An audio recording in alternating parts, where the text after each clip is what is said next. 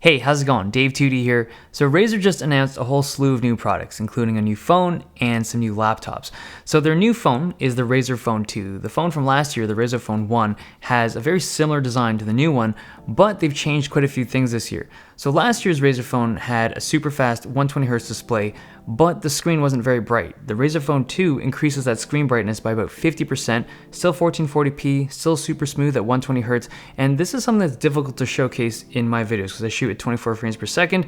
120Hz screen looks incredibly smooth, and with the improved brightness on this year's screen, it's going to be one of the best viewing experiences you can get on a smartphone.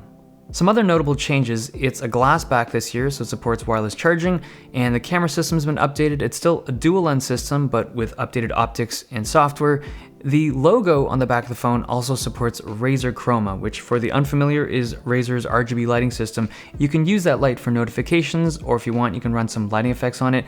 Point is, you have 16.8 million colors to choose from, so now you can live that RGB life. It's also IP67 water resistant this year, which is something the original Razer phone was missing, and the speakers have also been upgraded. So last year's Razer phone had some of the best speakers on the market, and the Razer Phone 2 is even better this year. They're louder, they're cleaner, and it's very likely that the Razer Phone 2 is going to have the smartphone speaker crown again.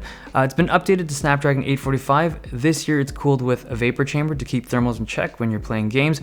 Still has 8 gigs of RAM, still has a 4000 milliamp hour battery, but the Razer Phone 2 is obviously more optimized this year with a new SoC, so you're going to get slightly better battery life, especially at 120 Hz. You're just going to be able to hit that 10-hour mark at the higher refresh rate.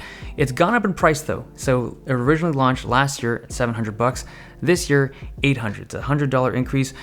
I feel like last year's Razer phone was, not that it was like a cheap phone, but I felt like it was well priced. This year, it feels like they're trying to hit that more premium segment because $800 for a smartphone in 2018 is certainly not cheap. The other things that they announced are some laptops. The one that is most interesting to me is this guy right here. This is a limited edition Mercury white Razer Blade. This is one of the best looking laptops on the market to me. It's not a white laptop per se. The keys are white and they still have the Razer Chroma lighting on those keys, which I think looks nicer on white keys than on black keys. The metal chassis though isn't painted or anything. It's just a very light silver, but in this kind of matte finish. It has this texture that gives it this really pleasant look. It just reflects light a particular way. The top surface has this same thing going on, but instead of the green logo that we've seen on the black Razer Blade, this has a much more muted vibe. It's just like a polished silver logo. The ports are black instead of the regular green, and this whole laptop looks so nice to me. I mean, I've seen a lot of black laptops, but beyond that, I'm just partial to white hardware. I love white laptops, and this is actually one of the best looking white laptops we've seen. It wasn't done in this like cheap way. They could have painted it, they could have done like some cheap process to make it look silver and white, but they didn't. They did this classic finish to it that looks awesome. Now, personally, I think this actually looks a lot like the old school MacBook Pros, like that silver finish from the 90s, but I like it. My only concern is durability. If I had this Mercury white version, I'd probably skin it with a marble or a white from Dbrand. There's also a new base Razer Blade, so it comes at a much cheaper price with a decent configuration still. So for $1,600, you can now get into the Razer Blade line.